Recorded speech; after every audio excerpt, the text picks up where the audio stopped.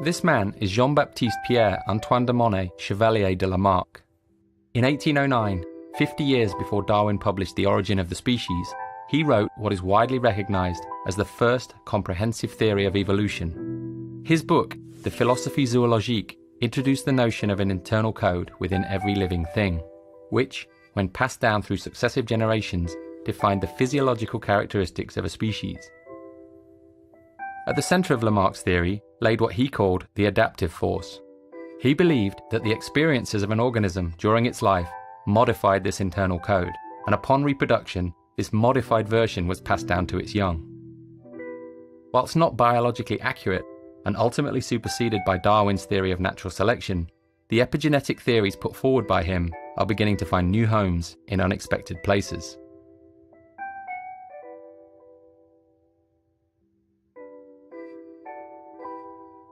When we use contemporary technology, a trail of information is created in the form of data. When analysed, it describes our actions, decisions, preferences, movement, and relationships. This codified version of who we are becomes ever more complex, developing, changing, and deforming based on our actions. In this regard, this ledger of our data may be considered a Lamarckian epigenome, a constantly evolving representation of who we are.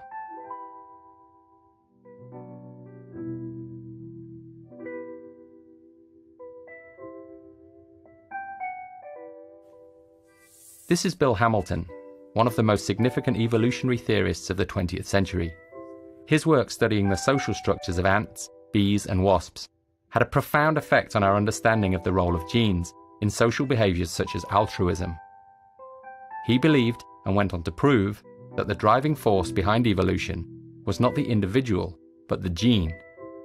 He stated that the ultimate criterion which determines whether a gene will spread is not whether the behaviour is to the benefit of the behaviour, but whether it is to the benefit of the gene. In the mid-1970s, the British evolutionary biologist Richard Dawkins built on the work of Hamilton and others to popularise the concept of the selfish gene. In his book of the same name, he introduced the notion of a gene which, whilst devoid of any motives or will, could be metaphorically and pedagogically described as if it were. In this model, the individual organism is a transient carrier, a survival machine for the gene. User-centered design principles have dominated the world of computing for many decades, but what if we looked at things a little differently? What if the ledger could be given a volition or purpose, rather than simply acting as an historical reference? What if we focused on creating a richer ledger by introducing more sources of information? What if we thought of ourselves not as the owners of this information, but as custodians, transient carriers, or caretakers?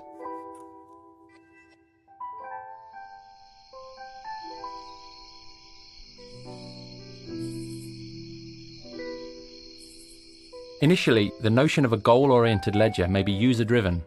As an organisation, Google would be responsible for offering suitable targets for a user's ledger. Whilst the notion of a global good is problematic, topics would likely focus on health or environmental impact to reflect Google's values as an organisation. Once the user selects a volition for their ledger, every interaction may be compared to a series of parallel options. If one of these options allows the ledger to move closer to its goal, it will be offered up to the user. Over time, by selecting these options, the user's behaviour may be modified and the ledger moves closer to its target.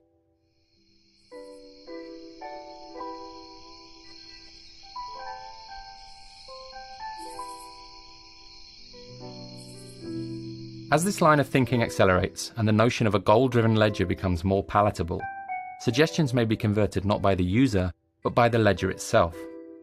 In this case, the ledger is missing a key data source, which it requires in order to better understand this user. In order to plug the gap in its knowledge, the ledger begins searching for a device which delivers the required data when used.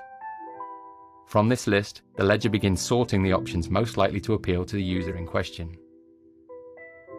In situations where no suitable product is found, the ledger may investigate a bespoke solution. By analysing historical data, it is increasingly possible to discern qualitative information such as taste and aesthetic sensibility, which may be used in the creation of a design proposal. With the advent of technologies such as CNC milling and the emergent possibilities of 3D printing, a custom object may be created to trigger this user's interest. In this way, the ledger is able to plug gaps in its knowledge and refine its model of human behavior.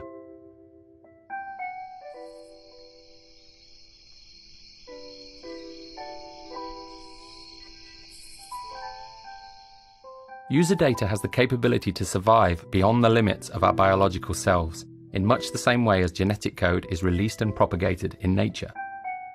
By considering this data through a Lamarckian lens, the codified experiences within the ledger become an accumulation of behavioral knowledge throughout the life of an individual. By thinking of user data as multi-generational, it becomes possible for emerging users to benefit from the preceding generation's behaviors and decisions.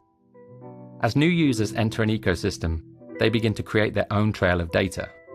By comparing this emergent ledger with the mass of historical user data, it becomes possible to make increasingly accurate predictions about decisions and future behaviors. As cycles of collection and comparison extend, it may be possible to develop a species-level understanding of complex issues such as depression, health, and poverty. Our ability to interpret user data, combined with the exponential growth in sensor-enabled objects, will result in an increasingly detailed account of who we are as people. As these streams of information are brought together, the effect is multiplied. New patterns become apparent and new predictions become possible.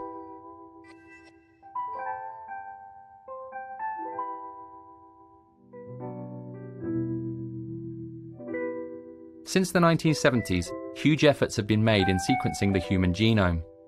Today, after many years of research and billions of data points, that sequence is known. By adopting a similar perspective with user data, we may begin to better understand its role. Just as the examination of protein structures paved the way to genetic sequencing, the mass, multi-generational examination of actions and results could introduce a model of behavioral sequencing. As gene sequencing yields a comprehensive map of human biology, researchers are increasingly able to target parts of the sequence and modify them in order to achieve a desired result. As patterns begin to emerge in the behavioral sequences, they too may be targeted. The ledger could be given a focus, shifting it from a system which not only tracks our behavior, but offers direction towards a desired result. We are at the very beginning of our journey of understanding in the field of user data. By applying our knowledge of epigenetics, inheritance, and memetics to this field, we may be able to make mental leaps in our understanding, which could offer benefits to this generation, to future generations, and the species as a whole.